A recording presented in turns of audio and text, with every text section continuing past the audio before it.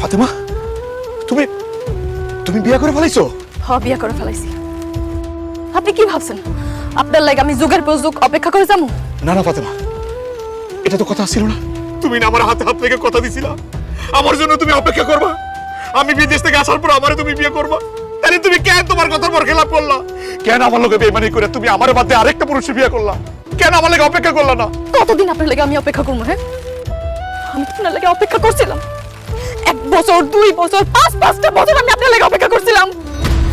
কিন্তু আমি এক মায়া মানুষ, আমার মা আছে, বাপ আছে, ভাই আছে, পরিবার আছে, সমাজ আছে।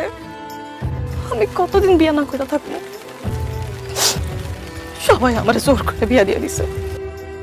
তাছাড়া আপনি তো আমার কথা দিছিলেন বিদেশ থেকে 5 বছর পর আইসা আপনি আমার বিয়ে করবেন, কিন্তু 12 বছর পর আজকে আপনি কেন দেশে আইলেন? ফাতেমা, কেন যে 12 বছর পর ফিরাইলাম তোমারে বুঝাইতে পারবো না। আমি 5 বছর পরই দেশে আসতে চাইছিলাম। আমি যখন আমার মারে ফোন দেই যে আমি বাড়িতে আসবো, মা কয় বাড়িতে একটা নতুন ঘর উঠানো লাগবো, এটার জন্য টাকা লাগবো। ওই ঘরের টাকা জোগাড় করতে করতে আর 2টা বছর কাইটা গেল। বাড়ি ঘরের কাজ শেষ করার পর যখন ফোন দিলাম বাড়িতে আসবো, তখন আব্বা আবার কইল বাজারে একটা দোকান নিতে হইব। ওই দোকানের টাকা জোগাড় করতে করতে আর 2টা বছর শেষ। দোকান নেওয়া যখন শেষ হইলো, ভাবলাম দেশে আসবো। তখন মায় আবার কইলো কি তোর ভাইয়ের পড়ালেখাটা শেষ হোক, চাকরি বাকরি ধরুক, তারপর তুই আইস। এই সব কিছু মিলাই কেমনে যে 12 বছর কাইটা গেল বুঝতেই পারি নাই ফাতেমা।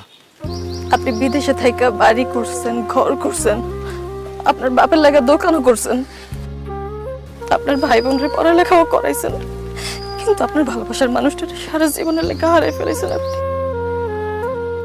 আমি আপনারা দেয়া কথা রাখতে পারি নাই, আপনি আমার মাফ করে দিয়েন। ফাতেমা, আমি কোনোদিনও কল্পনা করি নাই যে গ্রামে আইসা তোমার এই অবস্থা দেখবো, তুমি বিয়ে করে ফেলাইছো। আমি কোনোদিনও ভাবি না ফাতেমা, আমি সবসময় তোমারে ভালোবাসি, আমার মনের মধ্যে তোমার ছবি আঁকছি।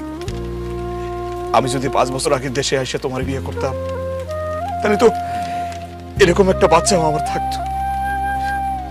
আমি আমি যে কেন এই কাজটা করতে গেলাম, কেন যে 12টা বছর বিদেশে কাটাই দিলাম, আমি কেন করলাম এটা, কেন করলাম?